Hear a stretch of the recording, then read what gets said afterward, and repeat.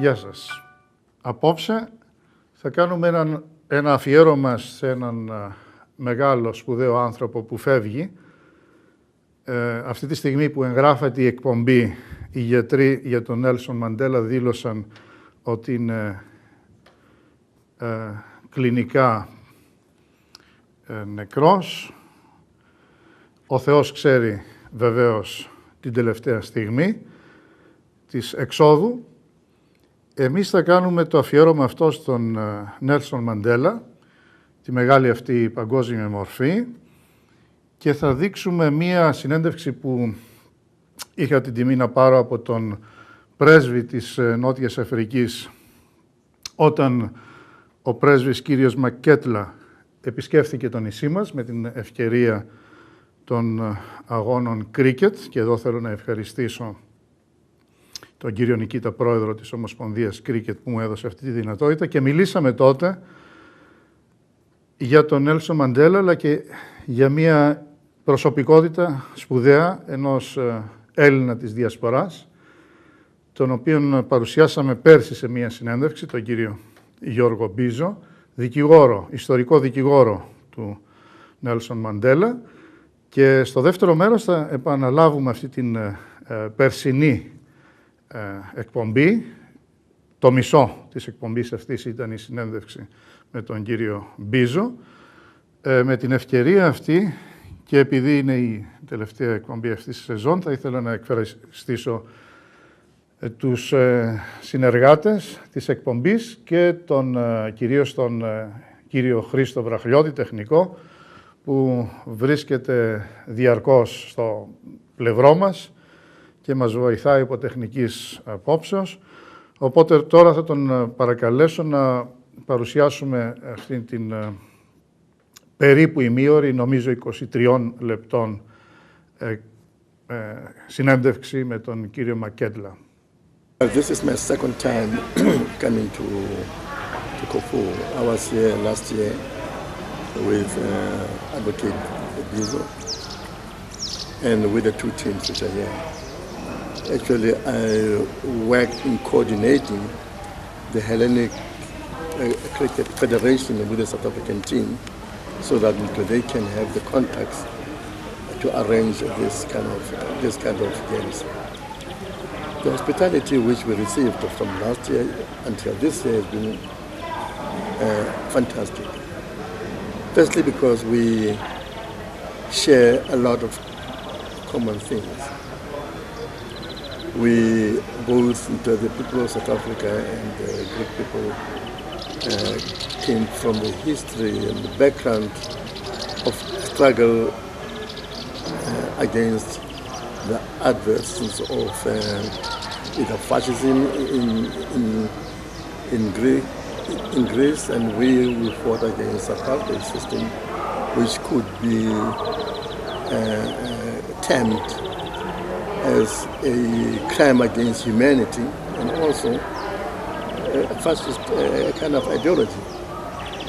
So the hospitality has been most kind of fantastic, and we really appreciate we appreciate and admire the people of Kofu for their hospitality.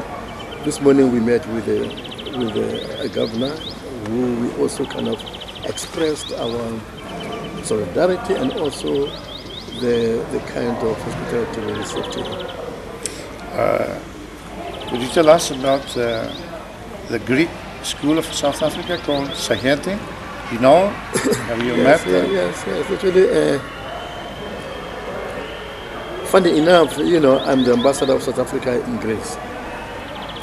But in March 25th, I was invited by the Federation of South African Communities to attend the Greek celebration in South Africa. So we went to the church, the Orthodox Church in Johannesburg. From there we went to the Sageti School, where a very big commemoration was held of when the Greek people freed themselves from the Ottoman Empire. And for us, it was a manifestation of the resilience of the Greek people, and also a respect which we have for the Greek people for their contribution towards South Africa. They have been there for many years, and they built this school of Saheti in order to expand into the knowledge and the education of not only the Greek children or offspring, but for all South Africans who want to pursue education. Do you tell us about Mr. Bezos? I think is one of those people who was one of the first Greeks who had the idea of the Saheti school, and also was the historic lawyer of Mr. Nelson Mandela. Last year, as I said, I came here with Mr. Advocate Dr. Bezos. I had an opportunity of sitting with him and talking with him a lot about the history. I come from the background also of the ANC. I was in exile for 27 years. 27 years? Yes, I was in exile for 27 years. Your whole life? Most of my youth was consumed by the struggle. As an activist, as a fighter, as everything. George Bezos is a special person to South Africa. Apart from his contribution with education in Saheti, because he was one of the founders of Saheti, who put the first bricks kind of built at the school. I think in 1973. Yeah. 73. I mean, I was those years in exile. I only came back in 1991. Having left in 1964 when I was 19 years old. But Did the same island with Mr. Mandela or somewhere else? No. I was in exile. I was abroad. Abroad. I was abroad. Mr. Bezos, to most South Africans, he is known as an architect of democracy. Many people even call him, in my language, which is Swana, they call him Ntate Bezos, which is Father Bezos. Others call him Uncle Bezos, affectionately because of what he did. When Nelson Mandela in 1964 was sentenced to life imprisonment, there was a group of lawyers who were involved in what was called then the treason trial. And everybody expected that they would be sentenced to death. And Advocate George Bezos and the others were a team which saved their lives, saved the lives of the trialist, of the treason trialist. So that by which way? By kind of giving proper counseling in court, by breaking the whole evidence of the police, by showing that their kind of struggle was a just struggle for independence, by putting and exposing the atrocities of apartheid system. And by that way, they managed to break off that trial. They make the policemen who arrested them look like fools in their own cause. And even the judge could not feel comfortable of passing a death penalty on them because of those kind of evidence which was presented.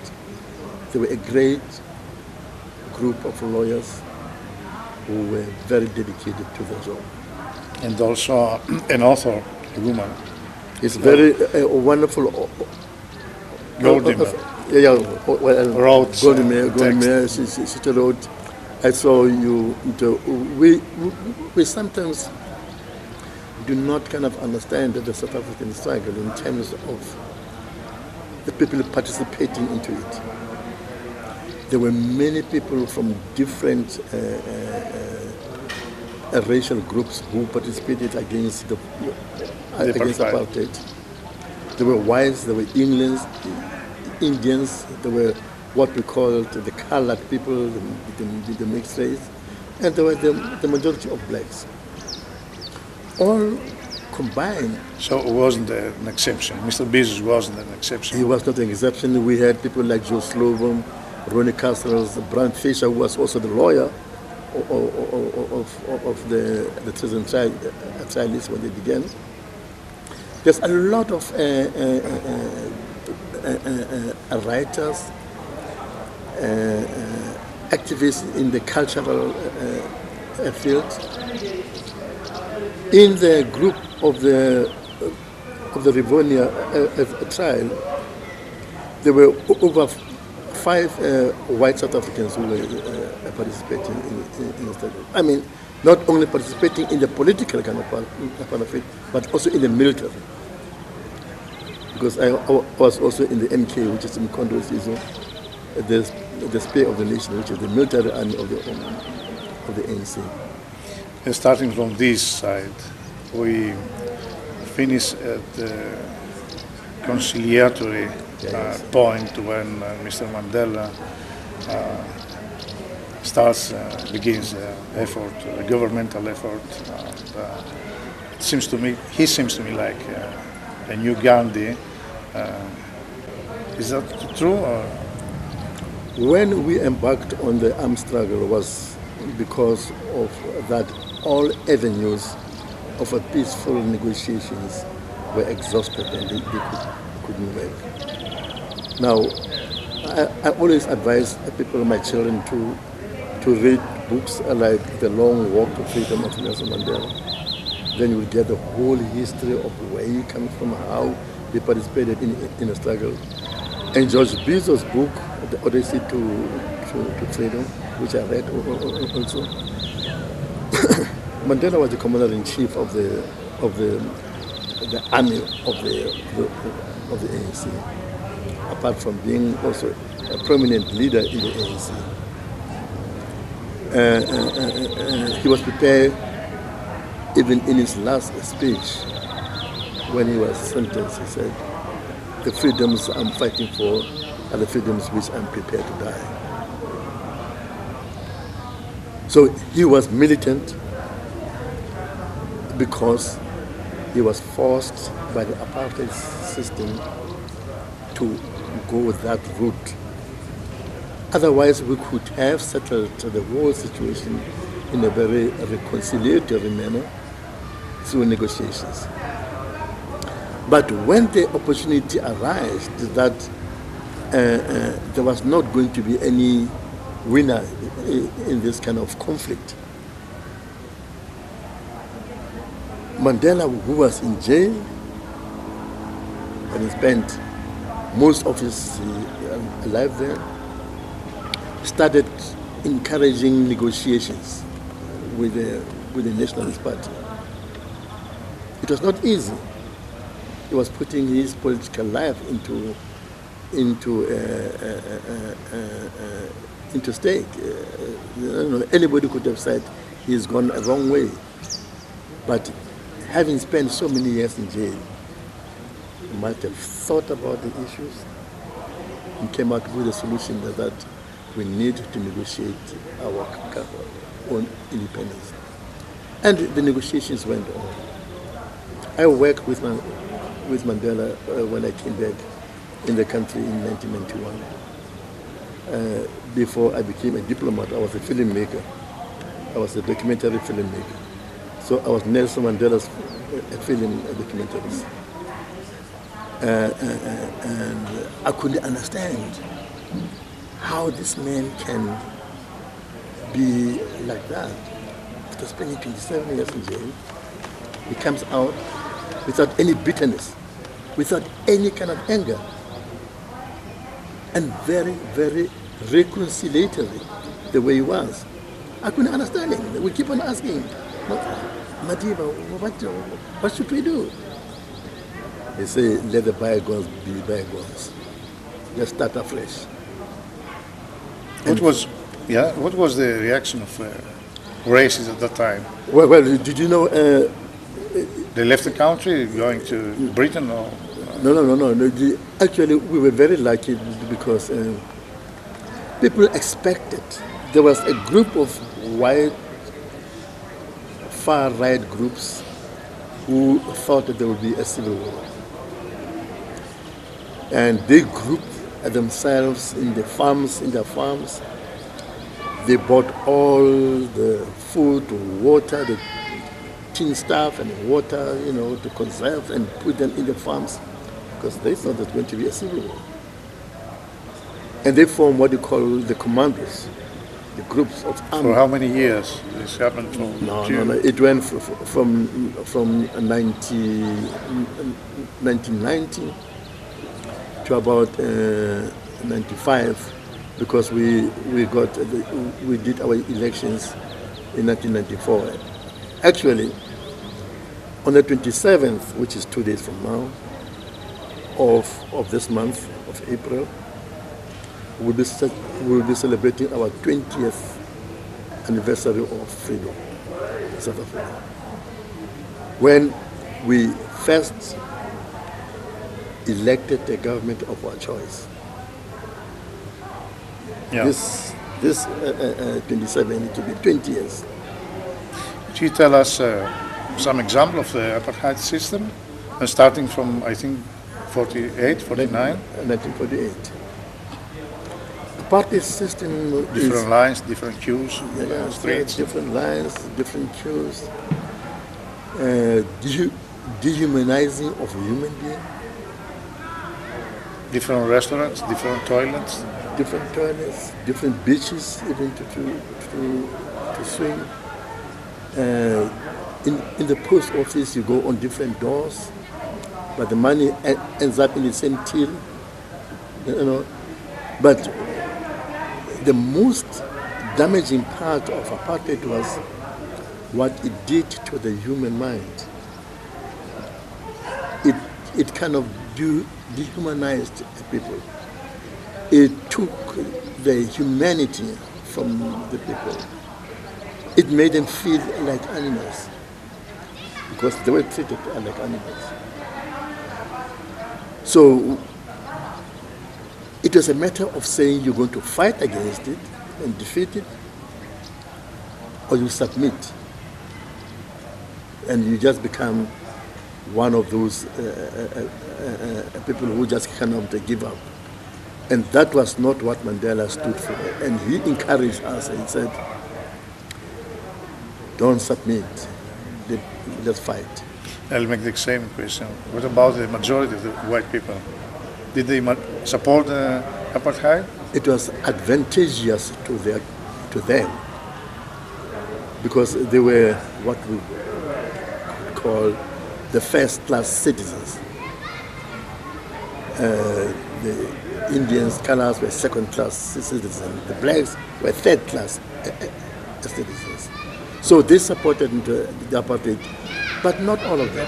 You got to understand, in any country, you can find maybe a majority of people supporting a certain political system, but not all of them. We had people who stood up against that system, being white, being privileged, but they didn't agree with the system. And those are people who joined the forces. I think there was a movement called Defying the Defying campaign. Defying campaign. Campaign. Where 156 also white people. Yes, where 156 people were arrested because they just said we are going to resist the apartheid laws.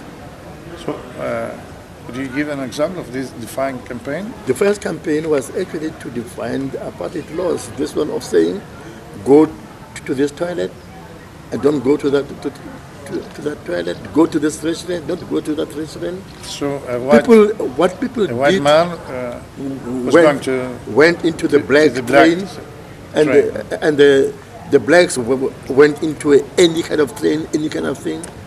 So they were arrested. The idea was, the campaign was to say, arrest us all and see where will you keep us. In which prison? In which exile? No. I mean, the thing was, if they arrest the majority of black people There who is were no in the room. millions, there was no way that they were going to kind of lock them up in jails. They didn't have enough jails to kind of lock so many people. So they picked up who they thought were the leaders. There were about 156 of the time. The government lost the case and they were all released. In which period, in which year? After 10 years? No. The final campaign started in 1952. 52. 52, and it went on because in 1955 we had what we called the formation of the Freedom Charter, which was the basic. And also I can remember the Free Mandela concerts. Those came afterwards when Mandela was in 90s. Yeah, in the 90s. Yeah. 90s. That was at the time when Which was a great support from Europe and America. In America. Those were the times when I was abroad. We used to work on the Free Mandela campaign, and being a filmmaker, we used to kind of organize what we call the cultural workers, artists against apartheid. There was artists against apartheid, there was sports people against apartheid, there was churches against apartheid, there was everything against apartheid because apartheid didn't work, didn't function. It didn't have a proper ideology. It was a terrible situation which actually could not be accepted, could not be sustained. Being at the same time, I have to say, Christians, both blacks and whites, believing the same God, us having two different gods, us being two different humans. I say that as you know from your life in Athens, we have also this new phenomenon here in Greece, racism, believing that we are different, coming from different blood. How is Mr. Mandela today? Because we know that from the newspapers that he had some health problem. Let me talk about what you just mentioned. You know what? I went to the film school in Germany. In those years, it was East Germany, in a place called Potsdam in Babelsberg. And then came the change.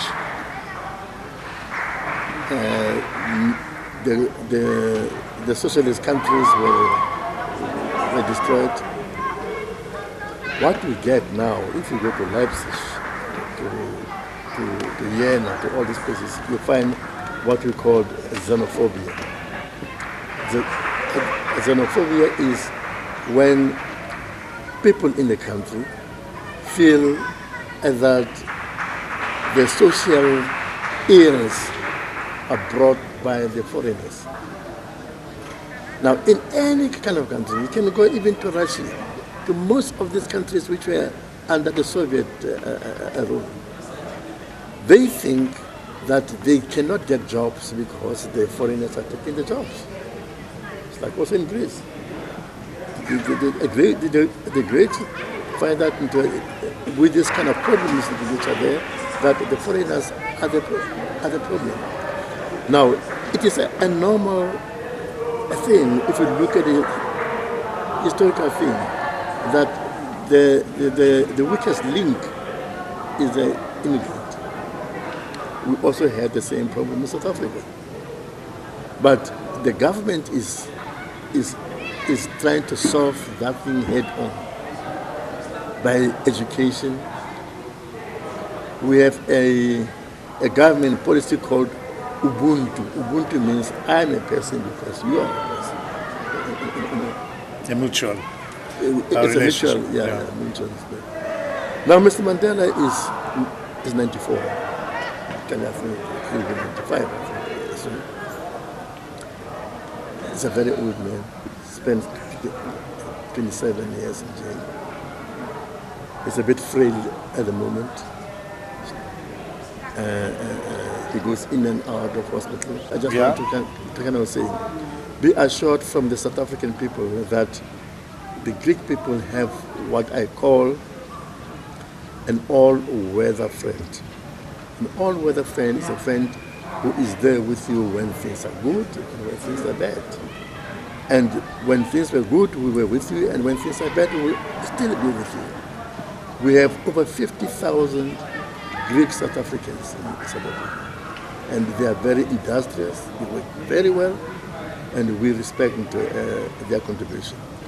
So with those words, I'll say Greece will go through the problems, and we will be there all the time. Thank you very much. Thank you very much. Thank you very much, Mr. Ambassador.